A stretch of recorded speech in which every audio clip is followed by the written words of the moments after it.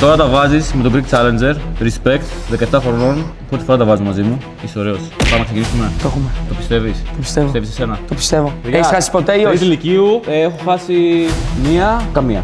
Πάμε. Μην ξοδεύεις ενέργεια. Χρειάζεσαι. Άντε. Ακούμπησε. Respect, φίλε. Τρομερός.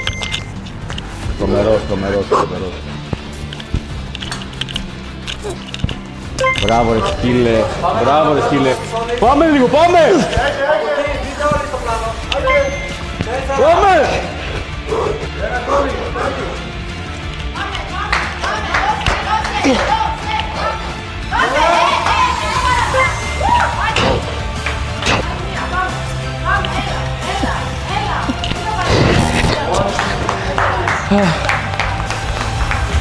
Ένας εδώ. Παιδιά, αλήθεια, εγώ πιστεύω ότι έχασα.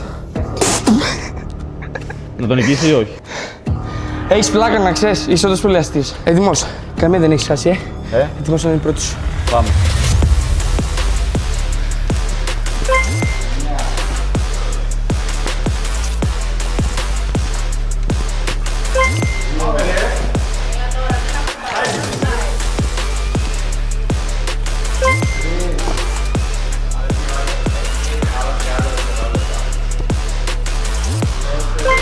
Κούμπησε, εσύ.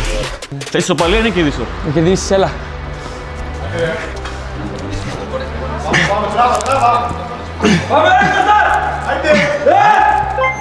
Άλλη μία για να κερδίσεις. Όχι, τέλος. Τι δεν θες ρε, σε παλιά. Respect, παιδιά, respect. Πολύ δυνατός. Γι' αυτό να ξεκινάτε από νωρίς γυμναστική. Είτε δεν παραλύνεις είτε δεν δίνετε. Είναι ένα καλό παράδειγμα. Να ξεκινάτε από νωρίς. Όσο πιο νωρίς ξεκινάς, τόσο καλύτερο. Έτσι δεν είναι? Ευχαριστώ που έδωσες ισοπαλία, επειδή ήξερα ότι δεν μπορούσε να κερδίσεις.